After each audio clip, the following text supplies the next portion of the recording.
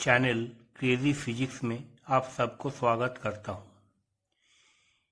ये चैनल का जरिए मुझे मोटिवेट करने के लिए आप सभी से मेरा ये रिक्वेस्ट है, इस वीडियो को लाइक और सब्सक्राइब कीजिए और मुझे न्यू।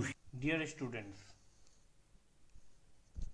आज हम लोग जो लेक्चर लेकर आए हैं, लेक्चर का नाम है ट्रांजिस्टर्स। बेसिकली आज मैं आप लोग का साथ ट्रांजिस्टर्स का ऊपर सेकेंड लेक्चर देने जा रहा हूँ। ये लेक्चर्स का टॉपिक है configuration of common base and common emitter transistors.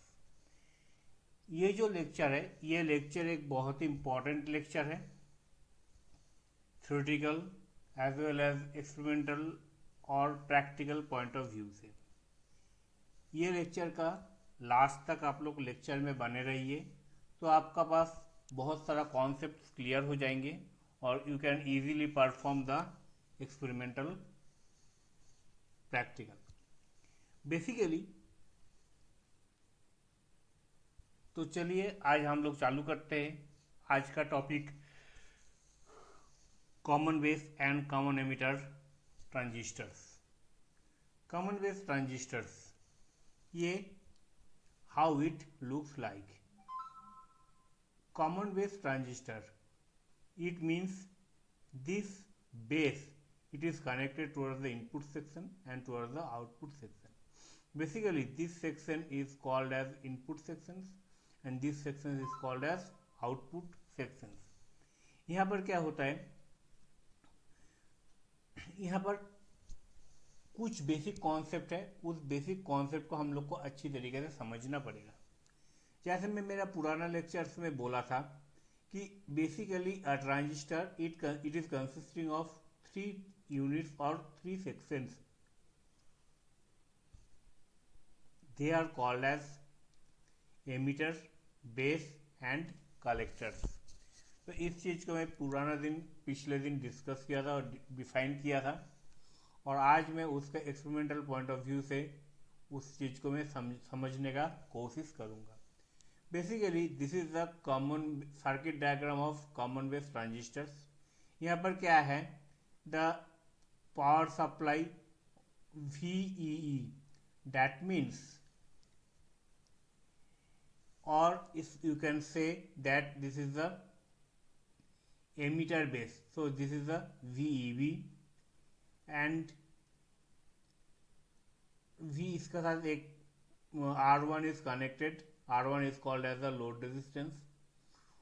Then they are connected with the milliammeter and this is connected with the emitter, and this is the base section and this is the collector sections. Basically this 1 milliampere is also connected with the IC, and this is the R2 resistance and this is the VCV or the collector base voltage. This is the circuit diagram, and this the left part they are considered to be the input section and this part they are considered to be the output sections. Now हम लोग इस configuration का, that means common base configuration का 3 characteristics के बारे में study करेंगे। What are they? They are called as input characteristics. तो चलिए समझते इनपुट कैरेक्टरिस्टिक्स का मीनिंग क्या है। This input characteristics shows the variation of input emitter current with the emitter base voltage for a fixed value of collector base voltage. यहाँ पर इसका meaning क्या है?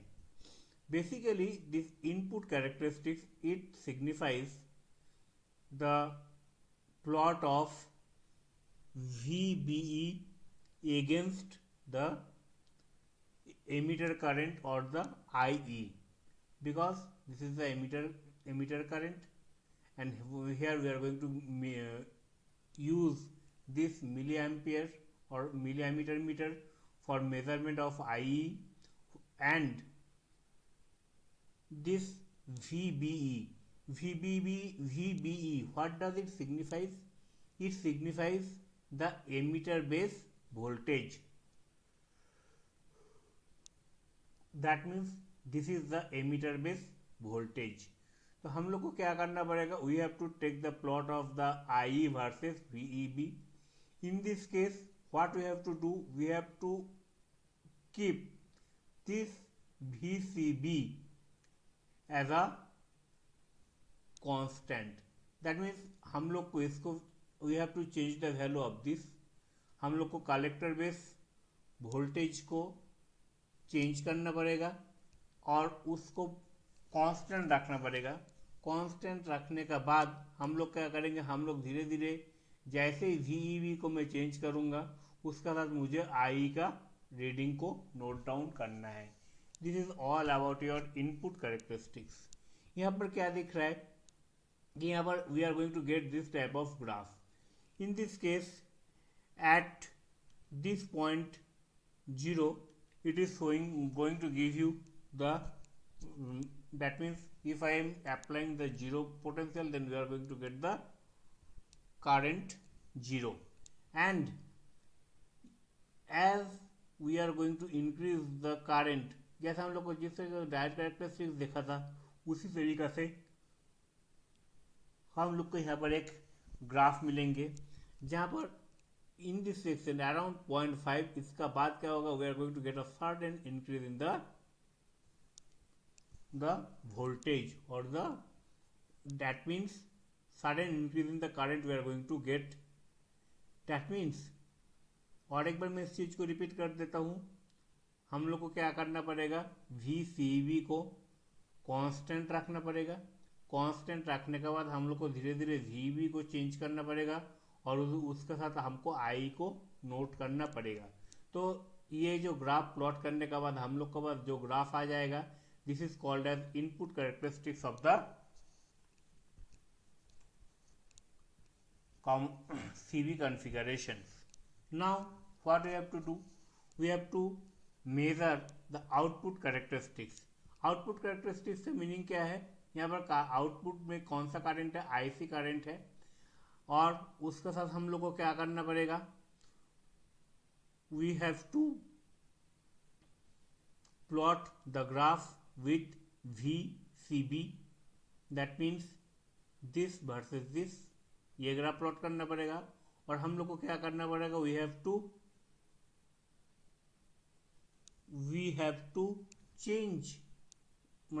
To fix the current. That means this is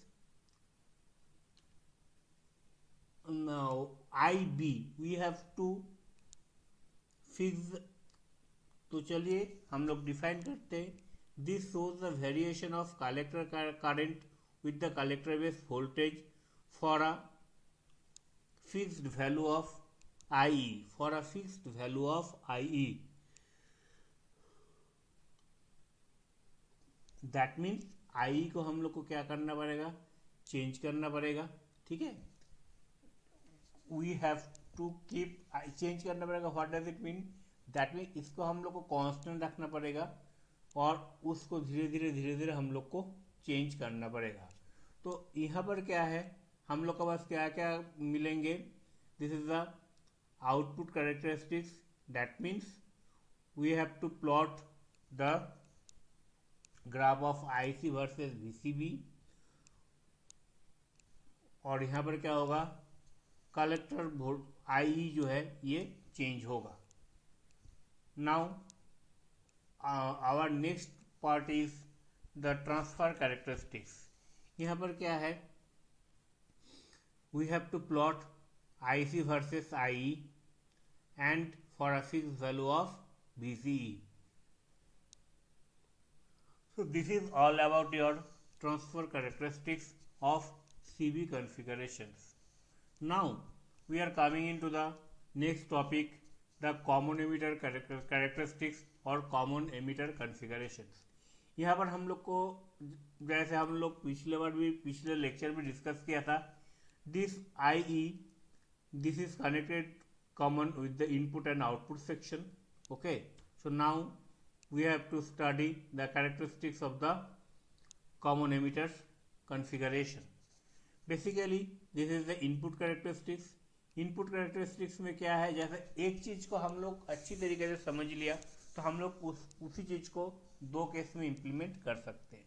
तो यहाँ पर क्या है, we have to plot the graph of I B versus V B making V C E as a constant. अरे वी सी ई को change माने constant रखना है और अलग अलग कॉन्स्टेंट वैल्यू के लिए हम लोग को क्या करना पड़ेगा, I V versus V B को प्लॉट करना पड़ेगा. यही हम लोग का हो गया input characteristics of the. Now we are going to discuss about the output characteristics. Output characteristics में हम लोग को क्या करना पड़ेगा, this shows that the variation of collector I C with V C E. और यहाँ पर क्या है, आई बी को जो है आई बी को मुझे कांस्टेंट रखना पड़ेगा. Okay, so we are going to get this type of graph.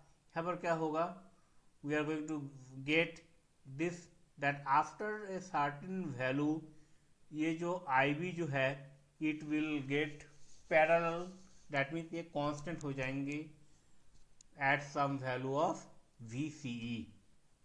Okay, so ये दोनों चीज़ आपको आपका एक्सपेरिमेंटल या प्रैक्टिकल एग्जाम में भी आ सकता है और आपको एक कंफ्यूजन रहता है कि कौन सा केस में किस चीज़ को कांस्टेंट करूं और किसके साथ किसको प्लॉट करूं. तो ये दो चीज़ को आप अच्छी तरीके से ध्यान रख लीजिए. ये जो चीज़ आज का जो लेक्चर आपको समझाया गया इस चीज़ को आप समझ लीजिए तो you can easily plot the graph और परफॉर्म द एक्सपेरिमेंट. ये जो चीज़ें ये आपको experimental as well as theoretical point of view या एग्जाम पॉइंट ऑफ व्यू से बहुत इंपॉर्टेंट टॉपिक है. और इसका बाद क्या है, the relations between alpha and beta, the relation between gamma and alpha and the relation in between gamma and beta. ये जो तीन चीज़ है, ये तीन रिलेशन, ये it is not that much difficult. ये यहाँ पर ज़्यादा कुछ मैथमेटिक्स का ही ज़्यादा पार्ट है, यहाँ पर फिजिक्स का ज़्यादा कुछ पार्ट नहीं है. इसलिए मैं इसको आपको होमवर्क में दे रहा हूँ.